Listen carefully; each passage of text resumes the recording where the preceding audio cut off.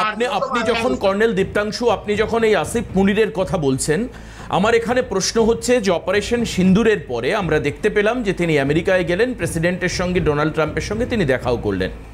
আমার কথা হচ্ছে যে সেখানে কেন তিনি গেছিলেন বা কি কারণে গেছিলেন, বা আরেকটা খবর আমি বলি যে এর মধ্যেই সংবাদ মাধ্যম দেখাচ্ছিল যে পাকিস্তানি প্রেস দাবি করছে যে সেপ্টেম্বরে, অর্থাৎ কামিং সেপ্টেম্বরে ইন 2025 ডোনাল্ড ট্রাম্প পাকিস্তানে যাচ্ছেন, যদিও সেই বক্তব্যকে অস্বীকার করছে হোয়াইট হাউস এবং তারা বলছেন যে এর মধ্যে কোনো প্ল্যান নেই। তারা এনআই সংবাদ সংস্থাকে জানাচ্ছে যে তাদের এর মধ্যেই কোনো ফরেন ট্রিপের কোনো প্ল্যান নেই। তার মানে কি তাহলে ক্রমাগত পাকিস্তান আমেরিকাকে পাশে পাওয়ার চেষ্টা করছে, এবং কেন করছে? তাহলে আপনি একদম সঠিক এই জিনিসটা বিশ্লেষণ করলেন। আমেরিকায় প্রেসিডেন্ট ট্রাম্প একটি রাষ্ট্রের রাষ্ট্রপতিকে ডাকলো না, তার প্রধানমন্ত্রীকে ডাকলো না, ডাকলো কাকে?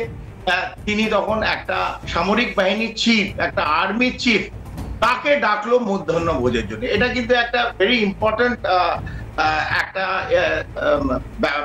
হয়েছে ঘটনা, যেটাকে কিন্তু আমরা এটাকে মধ্যে ফোকাল পয়েন্ট রাখতে হবে। একটা রাষ্ট্রের আর্মি চিফকে, সে পরে নিজে সেলফ অ্যাপয়েন্টেড ফিল্ড মার্শাল হয়েছে, তাকে মধ্যাহ্ন ভোজের জন্য কে ডাকছে?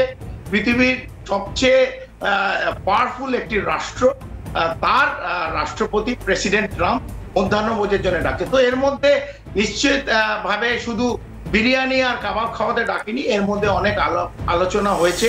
এবং আমরা জানি পাকিস্তান যাই হোক, আমরা সামনে আজকে হয়তো টিআরএফ কে ব্যান করে দিয়েছে, গ্লোবাল টেররিস্ট অর্গানাইজেশন বলেছে, ডেজিগনেটেড গ্লোবাল টেররিস্ট অর্গানাইজেশন বলেছে।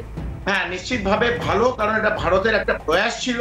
কিন্তু Pakistan is still the most trusted ally of United States of America. এটাকে আমাদের মানতে হবে। আজকে যে করে দিল, তার মানে যে একটা মার্কিন যুক্তরাষ্ট্র পাকিস্তানের মধ্যে একটা অনেক বিভেদ আছে অথবা ফারাক আছে, না, এরকম নয়।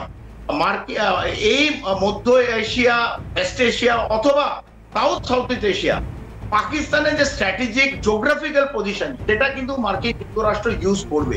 এবং আমরা দেখেছি যখন আফগানিস্তানের উপর লড়াই চলছিল, বিগত 20 বছর 4টে প্রেসিডেন্ট চেঞ্জ হয়েছে, কিন্তু পাকিস্তান চেঞ্জ হয়নি। পাকিস্তান প্রথম দিন থেকে শেষ দিন অবধি was an ally of United States of America.